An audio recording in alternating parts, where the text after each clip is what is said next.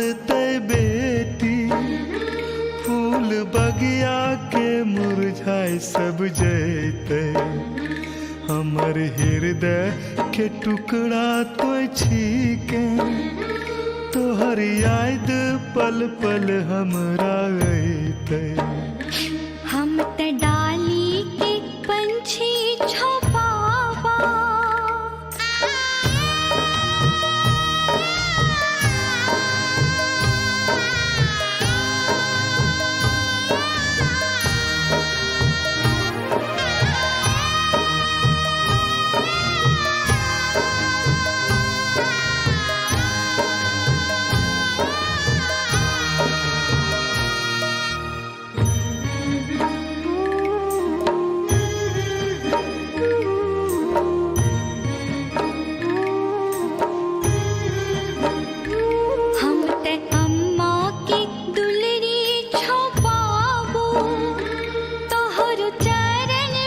बचपन बीतैलो पुरवा पछिया के हालो नहीं जान लो। तोहरो महल में अति सुख पैलो। तोय त घर के लक्ष्मी छे बेटी, दान के ना के करियो हम तोरा। केकरा खातिर अब हमें परसबे, दूध भातों से भरलो कटोरा। हम ते अम्मा की दुलरी छुपाबो,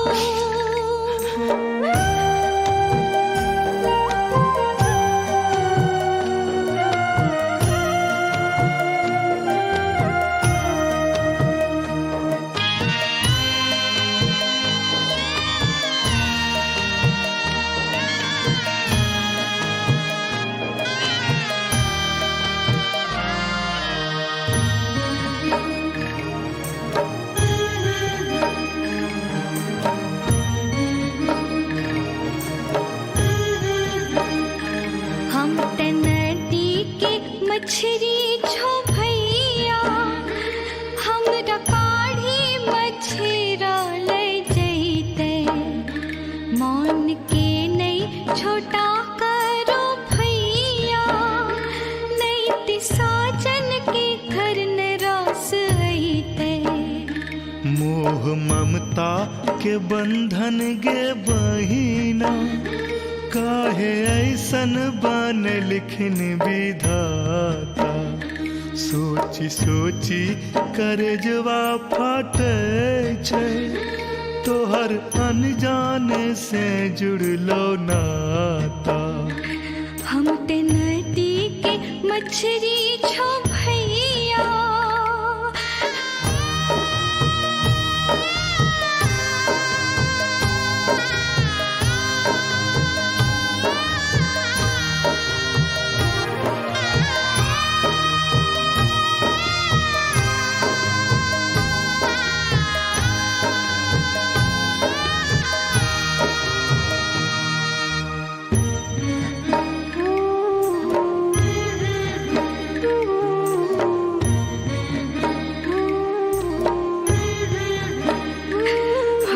साजन के धन भैलो भैया।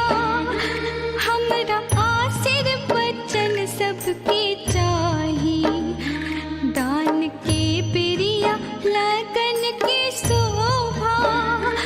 अखिया से लोर बहबो तो नाही, हमरो उमर लागो तोरा बहिना।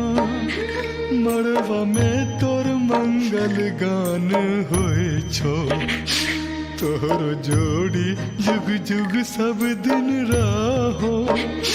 बाबा हाथे तोहर दान होए छो। हम साजन के धन भैलो भैया, हमरा आशीर्वचन सबके चाही। दान की बिरिया लगन के शोभा, अखियाँ से लोर बहबो तो नाही। हमरो उमर लागो तोरा बहिना,